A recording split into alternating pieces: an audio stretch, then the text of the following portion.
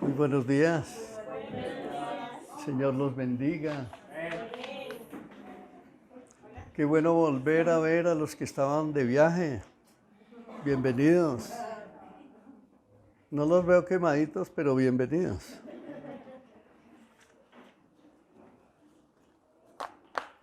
Bueno, estamos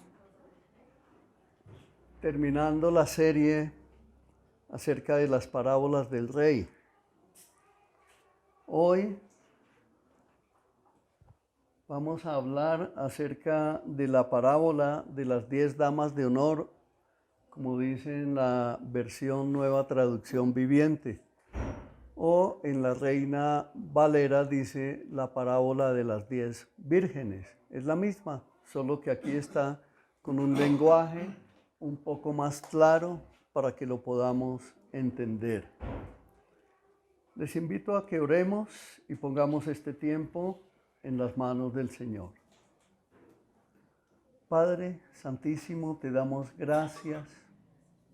Honramos tu santo nombre, Señor, y disponemos nuestra vida para ti. Te pedimos, Santísimo Señor, que perdones todos nuestros pecados, todas nuestras debilidades, todas nuestras irreverencias, toda la resistencia de nuestro corazón a ti, Señor, perdónanos. Hoy nos acercamos a ti y te pedimos, Padre, que abras los ojos de nuestro entendimiento y nos permitas ver con tu luz, porque por nosotros mismos no somos capaces, Santo Señor. Ayúdanos a ver con los ojos tuyos, Padre, para que podamos caminar viviendo esa vida sobrenatural que tú has preparado para tu iglesia y para todos y cada uno de sus miembros en este tiempo, para la gloria tuya, Santo Señor. Te lo pedimos en el nombre de nuestro Señor Jesucristo. Amén. Bueno, vamos a leer esta parábola que está en Mateo capítulo 25, versículos 1 al 13, y dice así la palabra del Señor. Entonces, el reino de los cielos será como 10 damas de honor, que tomaron sus lámparas y salieron para encontrarse con el novio. 5 de ellas eran necias y 5 sabias. Las 5 que eran necias no llevaron suficiente aceite de oliva para sus lámparas, pero las otras 5 fueron tan sabias que llevaron suficiente aceite, que llevaron aceite extra. Como el novio se demoró, a todas les dio sueño y se durmieron. A la medianoche se despertaron ante el grito de: «¡Miren, ya viene el novio! ¡Salgan a recibirlo!». Todas las damas de honor se levantaron y prepararon sus lámparas. Entonces las 5 necias le pidieron a las otras: «Por favor, dennos un poco de aceite porque nuestras lámparas se están apagando».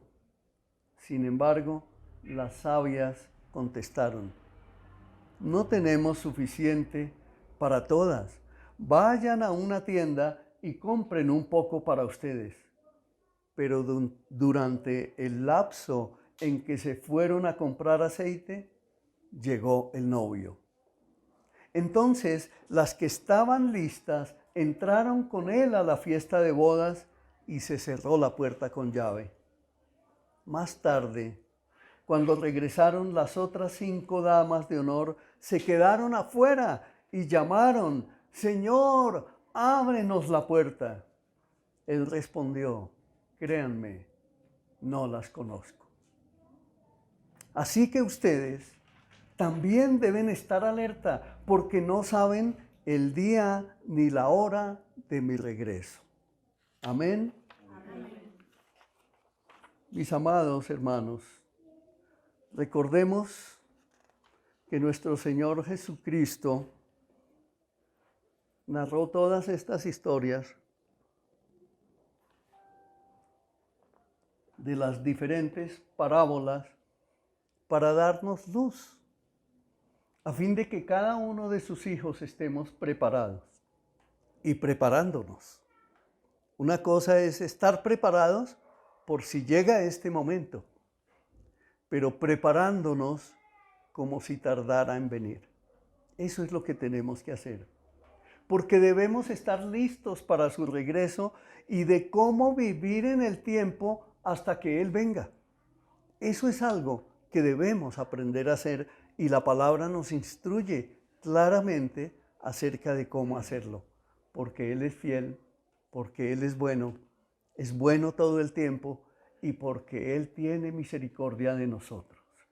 Esta parábola nos enseña a cada uno de nosotros que debemos ser responsables de nuestra propia condición espiritual y que debemos vivir ocupándonos de nuestra propia búsqueda de la intimidad con el Señor. Es decir, nosotros no podemos enseñarle a nuestros hijos que nosotros oramos por ellos, pero no les enseñamos a orar. No podemos recibir la palabra para nosotros, pero a nuestros hijos les decimos, tranquilo, vete tú, haz lo que tú quieras, que yo aquí oro por ti. No, eso es una falsa enseñanza. Cada uno de nosotros es responsable. Está bien que el niño cuando es pequeño hay que enseñarlo, hay que guiarlo, hay que tomarlo de la mano, así como cuando él empieza a dar sus primeros pasos o cuando empieza a tomar sus primeros alimentos, ustedes se dan cuenta que lo hacen torpemente. El niño cuando empieza a dar sus primeros pasos es torpe y se cae. O cuando está tomando sus primeros alimentos casi ni los puede agarrar. Poco a poco va ejerciendo más poder hasta que llega el momento en que se embadurna toda la cara, se vuelve nada su pequeño comedor, pero hay que corregirlo, hay que irlo enseñando y así él va aprendiendo, porque Dios nos hizo a todos nosotros con esa capacidad de aprender. Eso es algo que lo podemos hacer. Ahora, miren esto, tal vez usted ya tiene hijos grandes y dice, no, pero yo ya no puedo hacer eso. ¿Cómo que no? Dios es soberano, Dios es todopoderoso.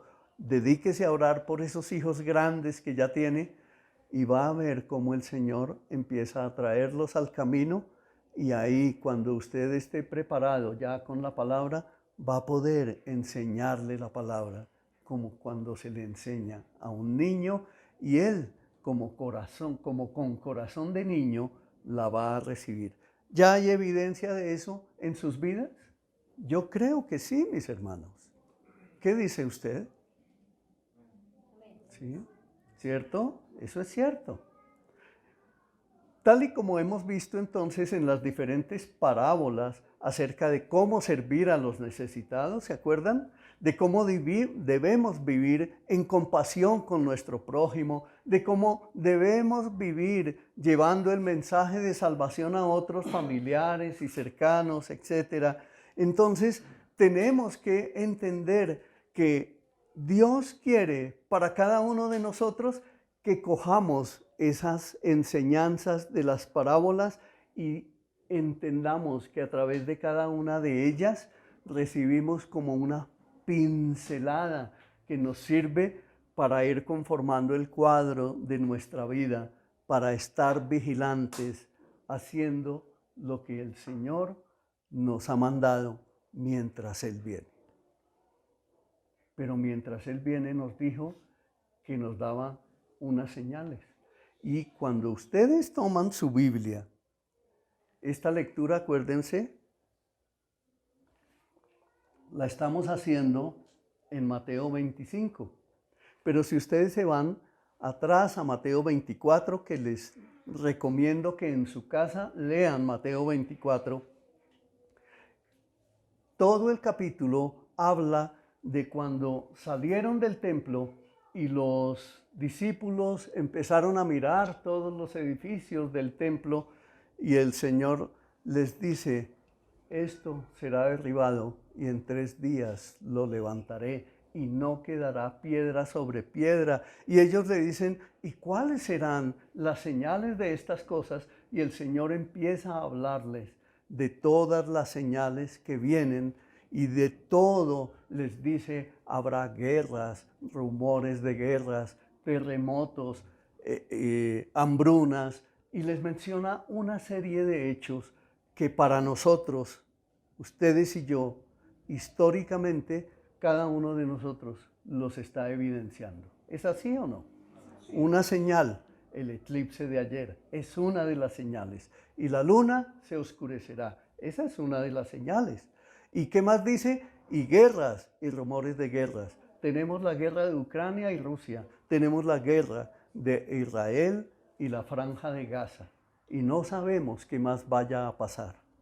Pero esas son señales y nosotros entonces debemos estar advertidos, debemos estar atentos a todos estos acontecimientos mundiales porque esas son señales de lo que está sucediendo, de lo que Él anunció que iba a suceder y que nosotros estamos diciendo entonces ahora, oiga, la palabra de Dios es verdad, está escrito y se está cumpliendo. Amén. Eso es algo que debe estar como cierto en nuestro corazón para que no tengamos dudas. No, es que yo le pedí a Dios que me diera mi camioneta no sé cómo o mi edificio no sé cómo. No, el Señor se ocupa de todas tus cosas, pero no le pidas esas cosas. Más bien pídele, como Él nos enseñó hoy en la ministración de la oración por los diezmos, que busquemos primero el reino de Dios y su justicia. Y Él nos dará todas las cosas por añadidura, pero que no andemos angustiados por eso, que no andemos preocupados por eso. Miremos qué nos dice Lucas capítulo 12, versículos 35 al 38.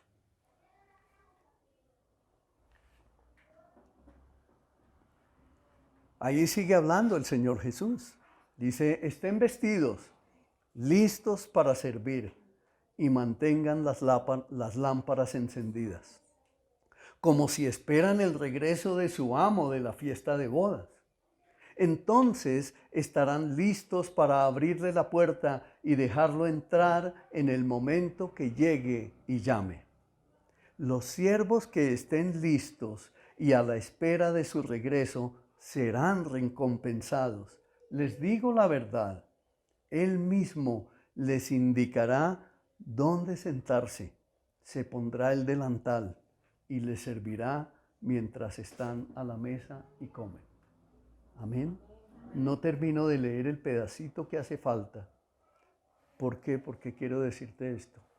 ¿Se acuerdan que la palabra dice que estaba reunido con sus siervos, con los apóstoles, con sus escogidos? Cuando dice que tomó una tinaja y se ciñó la toalla y se postró y se puso de rodillas y empezó a lavarles los pies a cada uno de sus apóstoles. Y miren lo que está diciendo aquí. Él mismo, allá, en la gran fiesta, en la gran cena de las bodas del Cordero, dice, Él mismo les indicará dónde sentarse, se pondrá el delantal y les servirá mientras están a la mesa y comen. ¿Tú quieres estar allí? Amén. Yo deseo estar allí. Y también oro para que todos ustedes y nosotros, y oro por todo el pueblo colombiano y por todos los habitantes de toda la tierra, para que todos, Dios permita que estemos allí. Porque va a ser un tiempo de gloria que no nos alcanzamos a imaginar. Dice, puede ser que llegue a la mitad de la noche o durante la madrugada, pero cualquiera sea la hora a la que llegue, recompensará a los que estén preparados. Hermanos, el Espíritu de Dios está hablando a su iglesia el día de hoy. El Espíritu Santo está aquí y te está hablando a ti y te está diciendo, hoy te estoy entregando estas promesas. ¿Amén? Amén. ¿Lo crees? Amén. Créelo, mi hermano, porque ese es el Dios compasivo que nosotros tenemos. Miremos qué nos dice Apocalipsis 19 del 7 al 8.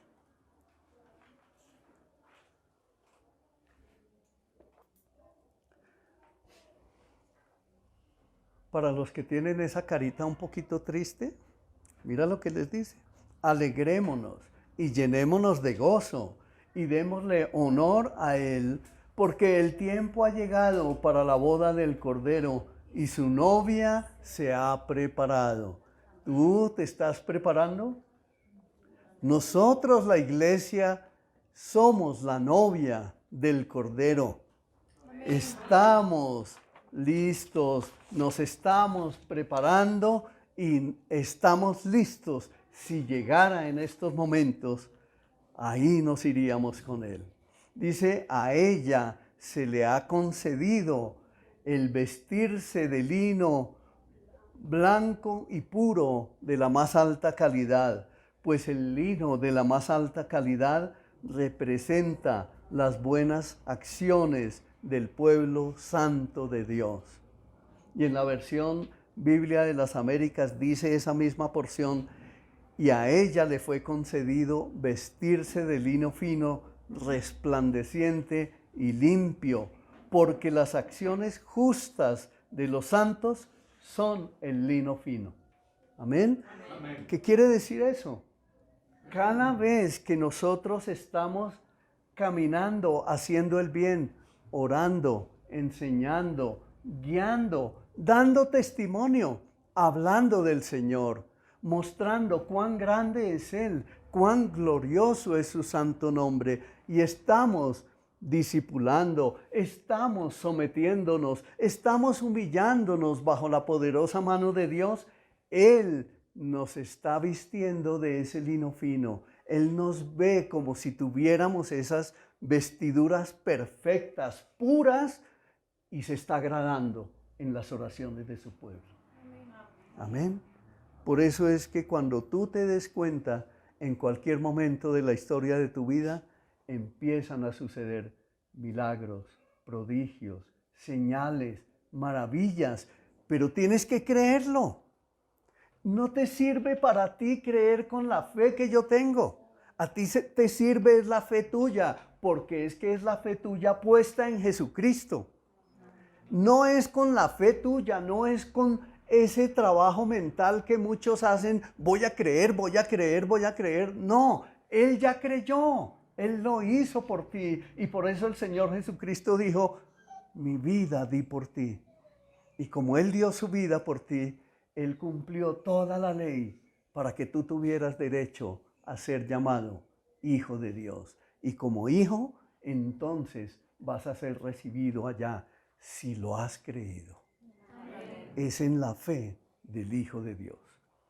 Apocalipsis 21:2.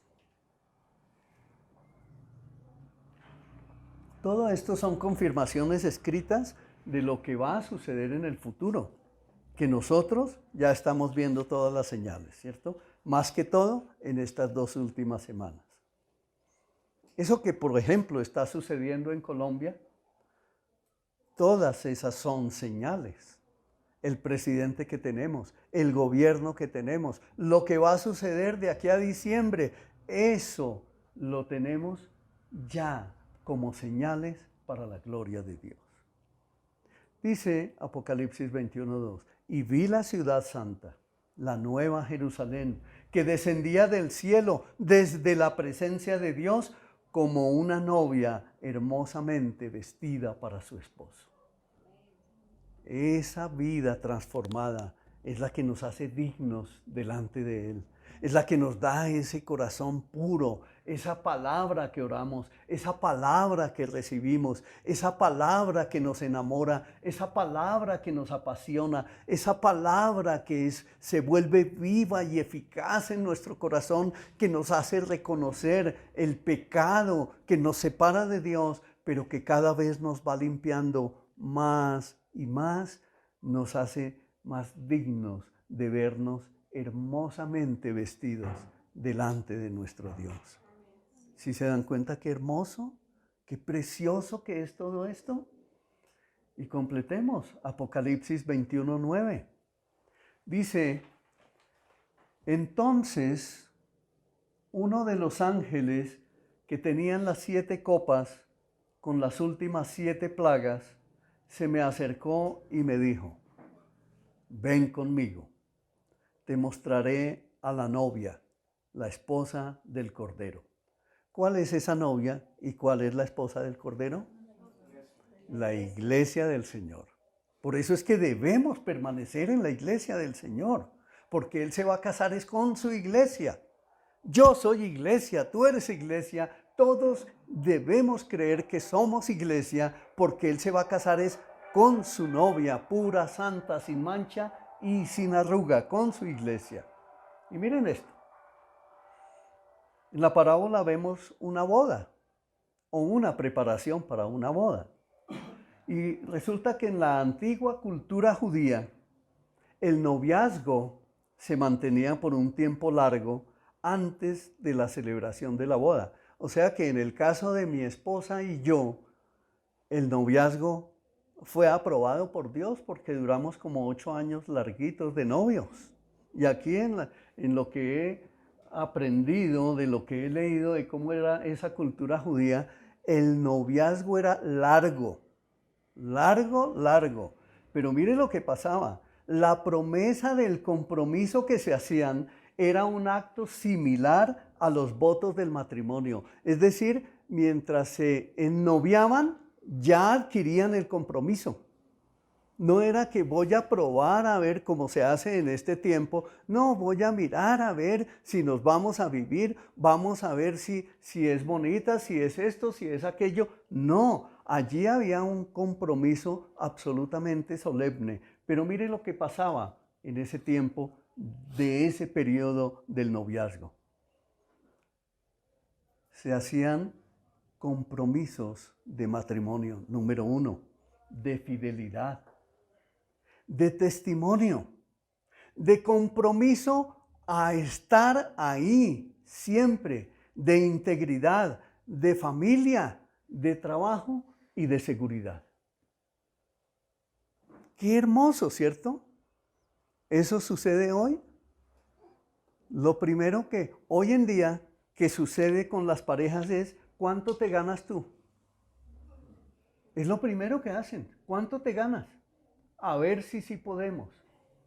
Pero no tienen al Señor por ninguna parte. Y por eso es que vemos las notarías todos los días llenas de matrimonios, pero surtidas de muchos divorcios. ¿Sí se dan cuenta cómo es? Bajo la dirección del Señor, las cosas son muy diferentes. Todos esos favores que se prometían a través de las bodas judías se cumplían y eran a cabalidad. En eso las familias se empeñaban también en hacerlo cumplir, porque estaban los padres, estaban los padrinos, estaban los tíos, estaban los hermanos mayores que estaban muy pendientes de que ese novio que se comprometió llevara a cabo todo lo que él había dicho que iba a hacer. Esos aspectos hoy en día andan en el baúl del olvido y por eso vemos tantos matrimonios destruidos. Pero ¿qué más pasaba? El día de la boda, miren tan bonito que sucedía. El día de la boda, el novio iba a la casa de la novia con una corte matrimonial detrás de él, en un gran desfile. Él llegaba a la casa de la novia y allí se celebraba la ceremonia. Luego de allí salían juntos con toda la gran corte familiar y se iban en un gran desfile por todas las calles de la ciudad hacia la casa del novio, donde regresaban y allí celebraban la fiesta de bodas que con frecuencia duraba una semana. Amén. ¿Eran prósperos? ¿Sí se imaginan?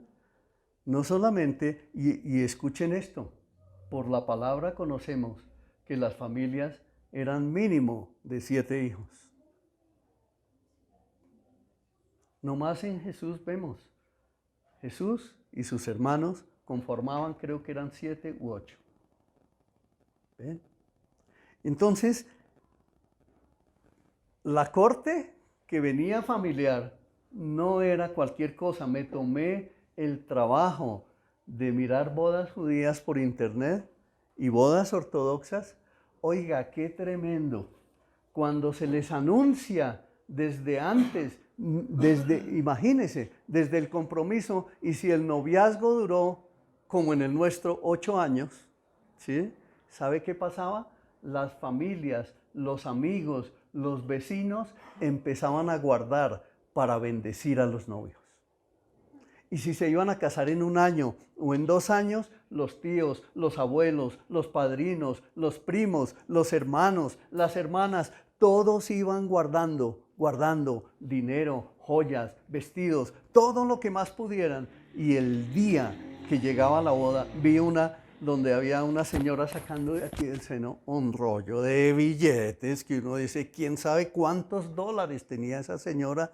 Y esos novios les acercan una bolsa como de fieltro muy fino, y esa bolsa era, en el matrimonio que vi, llenándose.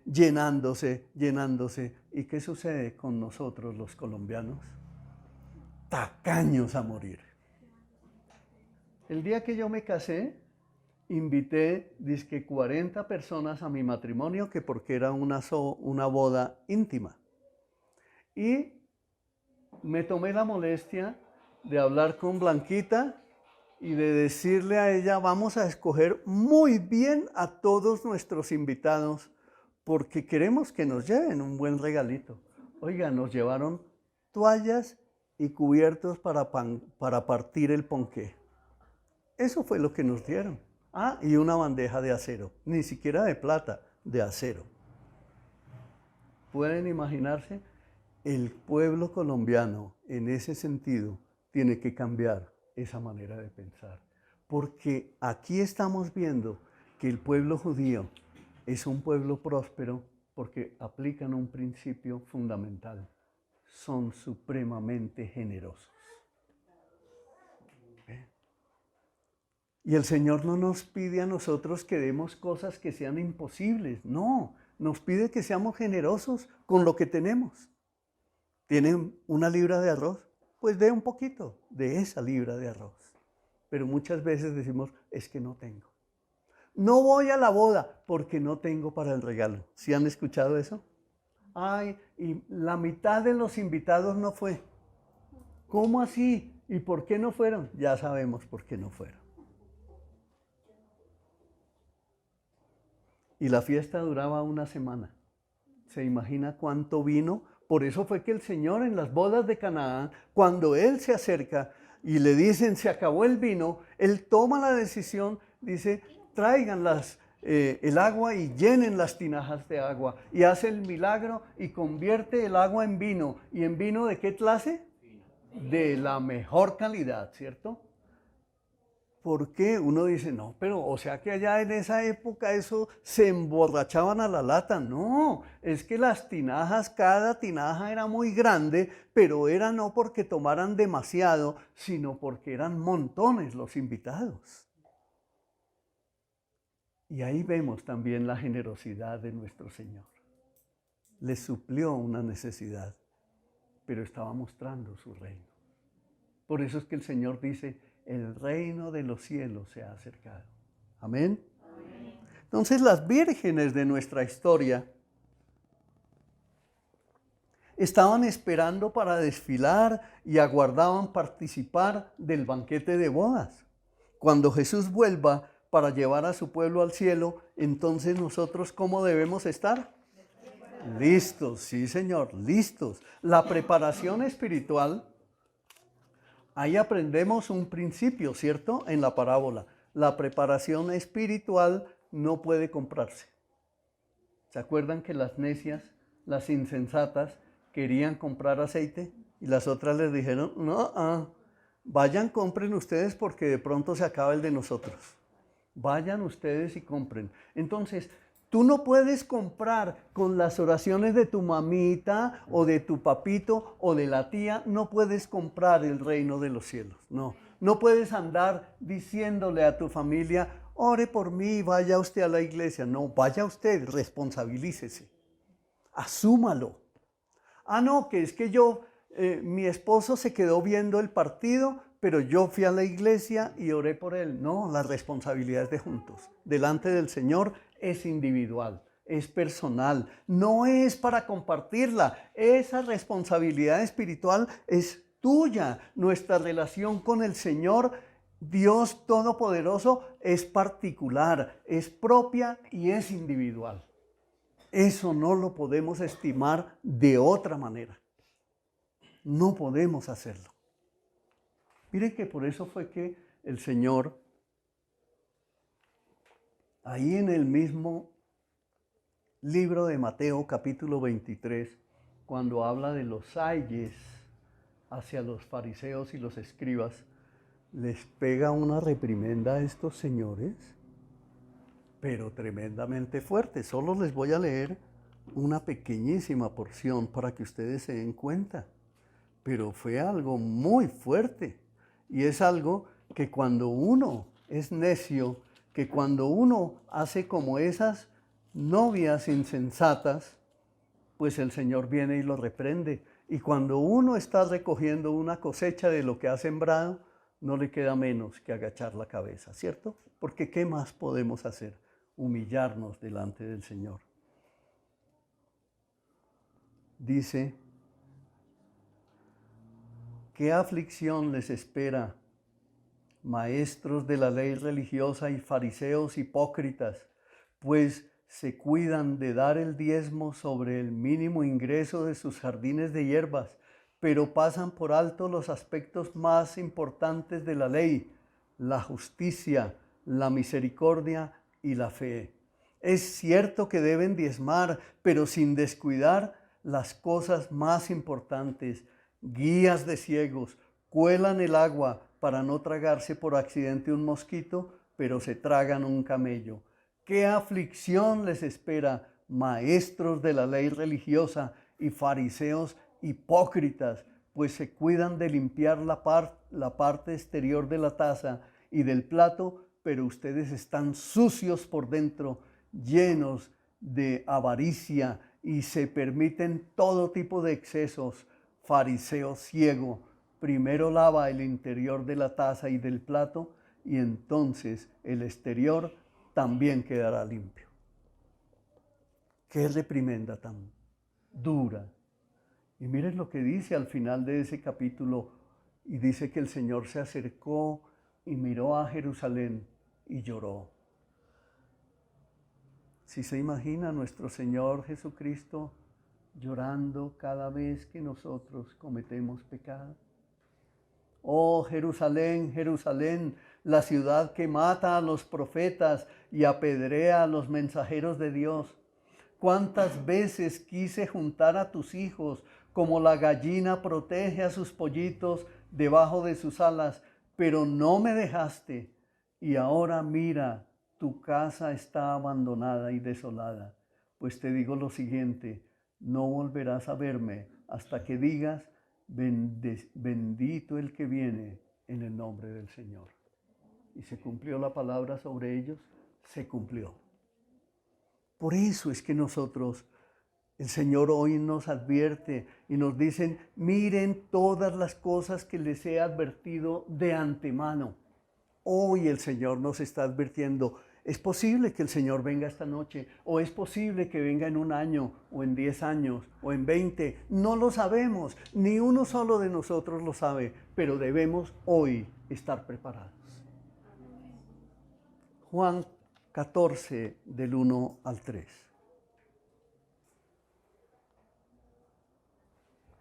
Dice, no dejen que su corazón se les llene de angustia. Confíen en Dios y confíen también en mí. Ahí está hablando el Señor Jesucristo. En el hogar de mi Padre, mire la promesa, en el hogar de mi Padre hay lugar más que suficiente. Si no fuera así, ¿acaso les habría dicho que voy a prepararles un lugar? Cuando todo esté listo, volveré para llevarlos para siempre, para que siempre estén conmigo donde yo estoy.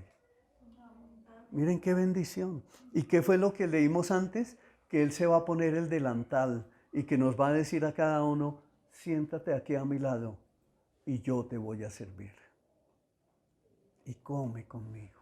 Y en Apocalipsis 3:20 dice, he aquí que yo estoy a la puerta y llamo. Si alguno oye la voz, si alguno oye mi voz y abre la puerta, entraré y cenaré con él y él conmigo. Debemos estar muy atentos porque el Señor nos dice, cuando todo esté listo, volveré para llevarlos para siempre, para que estén conmigo donde yo estoy. Esa es una promesa. El Señor no se puede negar a sí mismo. El Señor lo que ha prometido lo ha venido cumpliendo. Miren lo que acaba de suceder allá en Israel.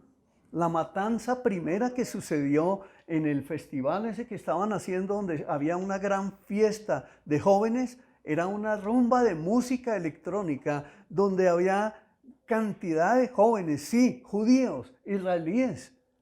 Pero ¿sabe qué? Ninguno estaba dándole la gloria al Señor, sino estaban haciendo cosas totalmente indebidas, porque tal vez de los que estaban allí, ninguno conoce al Señor.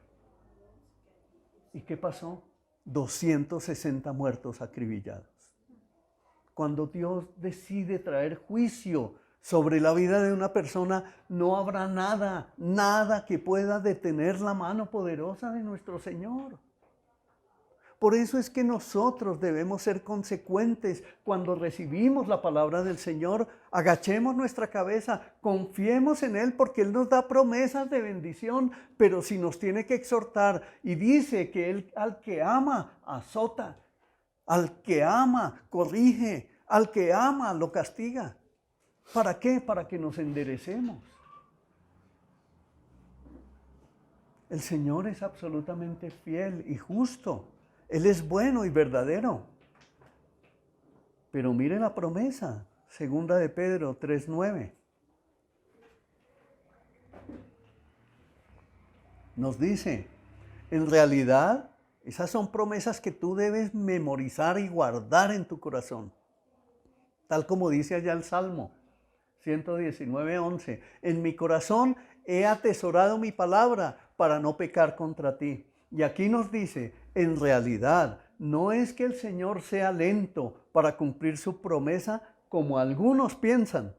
Al contrario, es paciente por amor a ustedes y no quiere que nadie sea destruido. Quiere que todos se arrepientan. Por eso el Señor no ha venido, porque Él está esperando que nos arrepintamos todos.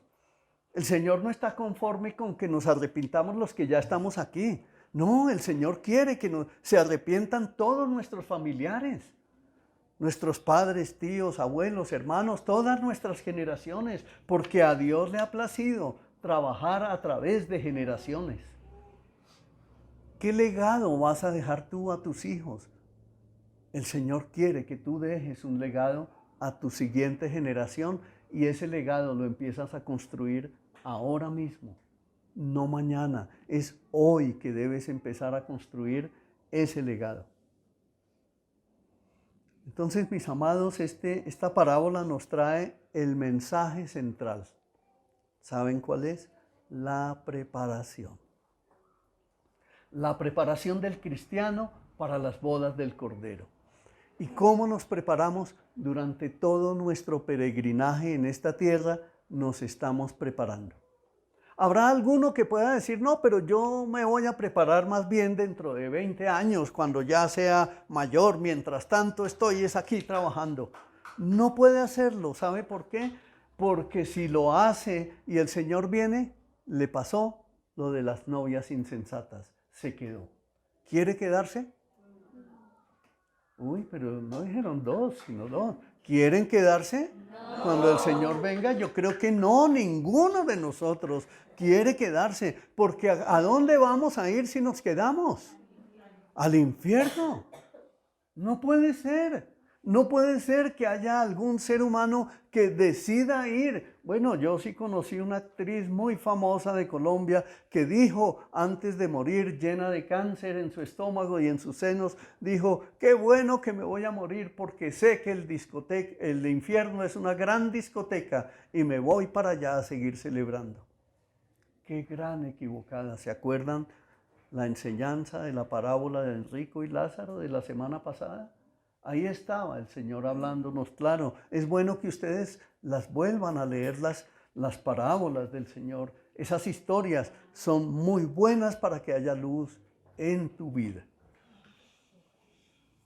Los creyentes preparados para la venida del Señor, entonces no olvidan la justicia, la misericordia y la fe. No lo olvidan como lo olvidaron los fariseos y los escribas, los maestros de la ley. Ellos olvidaron la justicia, la misericordia y la fe. Entonces, los creyentes que estamos preparándonos y vivimos preparados para la venida del Señor, no somos hipócritas. Somos sinceros y también somos transparentes. Los creyentes que estamos preparados para la venida del Señor no somos cobardes, no somos temerosos, sino dispuestos a testificar en todo momento. Los creyentes que estamos preparados para la venida del Señor no vivimos ansiosos, sino que confiamos en el Señor, nuestro Creador, nuestro Señor y Dador de la vida durante todo el tiempo. Que si uno se desanimó, entonces el esposo o la esposa, depende del caso, lo anima, lo levanta, ora por él y lo ayuda. Y en el caso de necesidad, acuden a sus pastores, acuden a su hogar de extensión, donde están siervos que le pueden ayudar a levantar ese ánimo a través de la palabra del Señor. Las personas, los creyentes que estamos preparados para la venida del Señor, no somos ambiciosos, sino generosos. O sí ambiciosos, pero del reino de los cielos. Amén. No somos perezosos, sino diligentes. Y somos además excelentes ciudadanos. Somos personas que damos testimonio. Somos personas que con lo que hacemos, con los talentos, con los dones, en el trabajo que nos desempeñemos, allá vamos y damos testimonio con lo que somos, con lo que hacemos, con nuestros hechos. No hacemos negocios torcidos, no cobramos coimas, no nos dejamos corromper y no corrompemos a nadie. Somos transparentes, somos dignos de ser llamados hijos de Dios. Amén. Entonces, hermano, haga que su vida se parezca más a la de Cristo cada día. Porque Él fue el que dijo, imítenme a mí, que soy manso y humilde de corazón. Amén. Amén. Entrando a la conclusión del día de hoy, mi hermano, solo haciendo así, cuando Él venga, ¿quién va a venir? El Señor Jesucristo viene por segunda vez. ¿Usted cree eso? Amén. Amén. Él viene por segunda vez. Solo haciendo así, cuando Él venga, recibiremos y le recibiremos y le recibiremos con gran gozo y con gran alegría. ¿Qué debemos hacer entonces? Número 1, primero, revisa tu oración. Imagínate esto, hermano. Tenemos que revisar nuestra oración. Generalmente decimos, Padre, necesito tal cosa. Pero ¿cuándo lo reverenciamos? ¿Cuándo reconocemos su grandeza? ¿Cuándo reconocemos su señorío? ¿Cuándo reconocemos su gran majestad? ¿Cuándo en nuestras oraciones reconocemos su sacrificio en la cruz? ¿Cuándo en nuestras oraciones le pedimos perdón por nuestros pecados y por los pecados de nuestra casa? ¿Cuándo hacemos caso omiso de orar y le ponemos mayor interés a la vida cotidiana que llevamos y dejamos de orar. ¿Cuándo entonces tenemos temor de Dios? ¿Cuándo entonces tenemos intimidad con el Señor? Y mire esto, hay algunos que se sienten indignos, dicen, uy, no, yo al Dios tan grande no me le puedo acercar, soy indigno, yo no le pido nada y por tanto no oro. Ese es un soberbio y es un orgulloso. Pero hay otros que se acercan y no tienen ninguna reverencia con el Señor, sino que de una vez le dicen, a ver Dios, no que usted es Dios, mándeme todo lo que yo necesito, demuéstreme que usted es Dios. Y ese es un soberbio y también un orgulloso. Y el Señor quiere que tengamos temor de Dios, porque Él con un solo pensamiento nos puede destruir en cualquier momento. Si vieron una de esas bombas allá en Israel, como un edificio de 17 pisos lo hizo polvo en un segundo, el Señor nos puede destruir porque somos menos que una pulga comparados con la majestad del Señor. Por eso es que debemos amarlo. Por eso, porque es que Él es grande. Él es el creador de los cielos y de la tierra. Él es el que nos dio aliento de vida. Él es el que nos está sosteniendo en estos momentos aquí donde estamos. Él, nuestro Dios, nuestro Padre, nuestro Señor. Por eso es que debemos vivir humillados bajo su poderosa mano, teniendo intimidad con Él, buscándolo a Él, amándolo, sirviendo en su iglesia.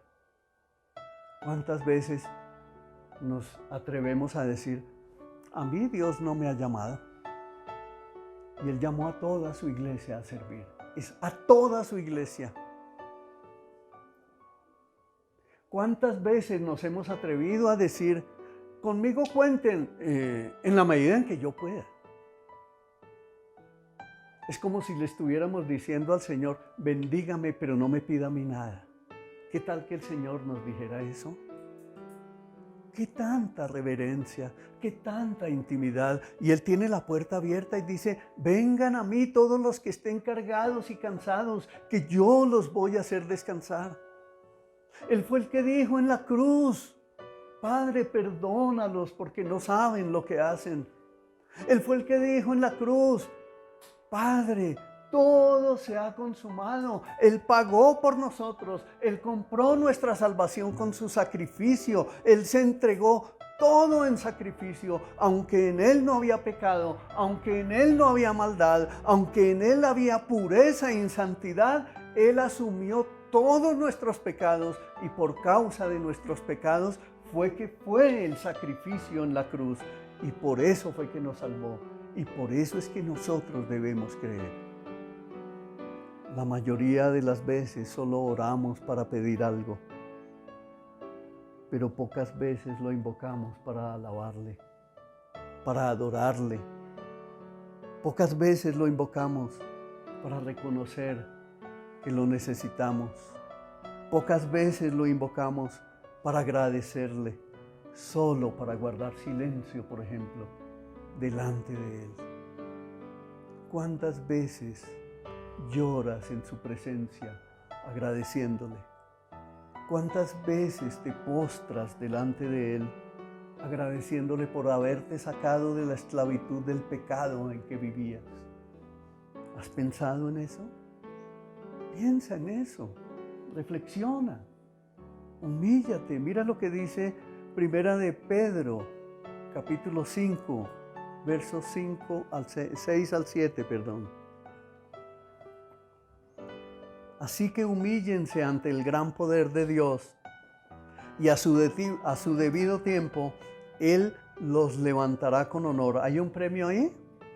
Hay un gran premio, ¿cierto? Pongan todas sus preocupaciones y ansiedades en las manos de Dios porque Él cuida de ustedes. Amén. Él cuida de todos nosotros. Él está pendiente de nosotros. Él no está ignorante de nosotros. Él sabe dónde estamos. Él es como nuestra sombra a nuestra mano derecha. Para cerrar, mis hermanos, miren que encontré una frase muy bonita de William Booth, que fue el fundador y primer general del Ejército de Salvación. Mire lo que Él dijo. Párele bolas a esa frase. Él dijo, tus días aquí sobre la tierra no son muchos.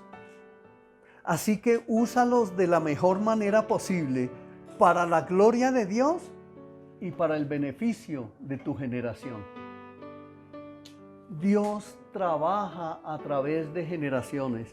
Y mire lo que nos dice en el Salmo 145 acerca de nuestras generaciones. Mira lo que dice aquí, mis hermanos, que cada generación cuente a sus hijos. Salmo 145, 4. Que cada generación cuente a sus hijos tus poderosos actos y que proclame tu poder. Meditaré en la gloria y la majestad de tu esplendor y en tus maravillosos milagros. Dios quiere hacer milagros en tu vida, pero tú eres el que los debe pedir, el que debe creer, el que debe confiar y el que debe esperar en esos milagros del Señor, porque Él lo puede hacer, porque Él es nuestro Dios todopoderoso, todopoderoso. ¿Qué te hace falta? Confía en Él, espera en Él, cree en Él y Él hará, pero eso sí, persiste hasta que Él venga. Amén.